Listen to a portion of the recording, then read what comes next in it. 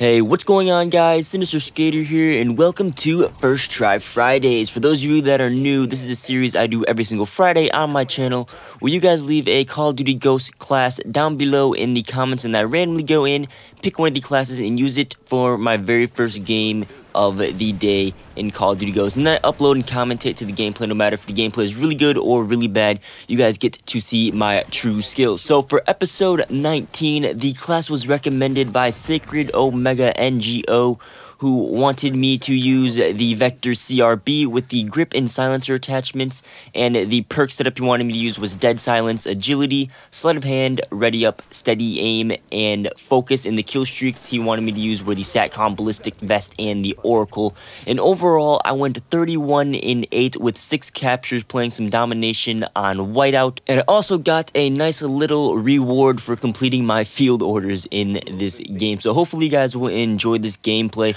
But today I wanted to continue something I was doing earlier in the First Try Fridays. Earlier I was doing a lot of best/worst kind of mini-series within the First Try Friday series. I did like the best maps in Call of Duty history, the top guns and the worst guns, stuff like that. And I wanted to continue that today with the top 10 best camos of all time in Call of Duty. And this is going to be the default camos that you unlock within the game, no DLC camos or anything that you get specially outside of the game.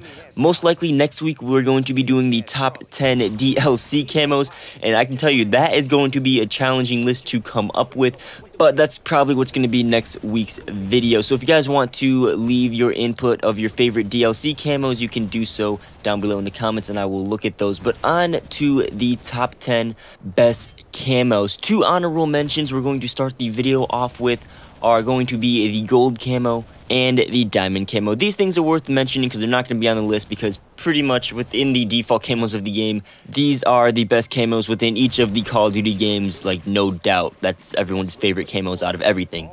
So, on to number 10, and this time in the best and worst. Previously I didn't rank them, but this time I did rank them, so order does matter. So starting off with number 10, we have the snake camo from MW3.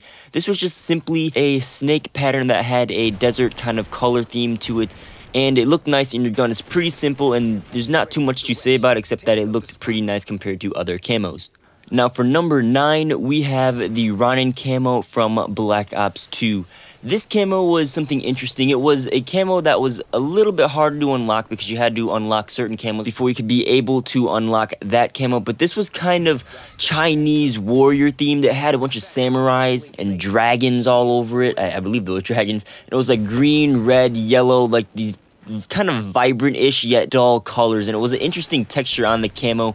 Looked nice on your guns, and that is the reason it is at number 9. So for number 8, we have the ice camo from Black Ops 1. Some of you might disagree with this, but I have always liked this camo. It was just a simple, like a whitish kind of light blue camo that went on your gun. It was just that one plain color, and I don't know, something about the camo just like looked really white and clean. I liked it on my guns. It was just one of those nice and simple camos that I seemed to like. Actually, I kind of liked most of these simple camos that were in Black Ops, like that red camo too. But that didn't make the top 10 list. So for number 7, we have the autumn camo from Modern Warfare 3. This was very similar to the fall camo from Modern Warfare 2. Had a couple differences, and the main colors were that orangey and like between orange and yellowish kind of blend of colors. And out of the camos in Modern Warfare 3, this is one of the most vibrant for sure, and I believe it was the last camo that you were able to unlock in the game, therefore making it one of the best in the Modern Warfare 3 game. So for number 6, we have the tiger camo from Black Ops 1.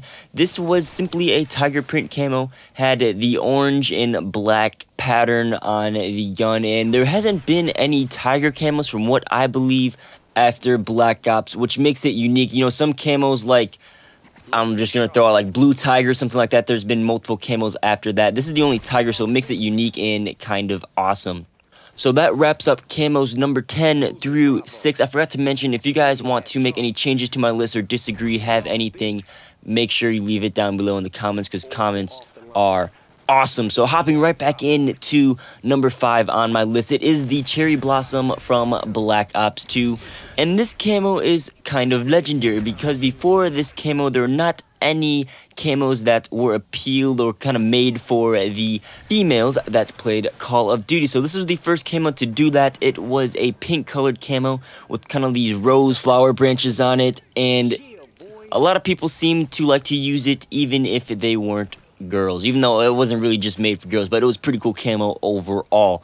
So on to number 4, we have the red camo from Modern Warfare 3. This camo was the digital camo that was in Modern Warfare 2, Modern Warfare 3. People seem to know what that was, but they made it red instead.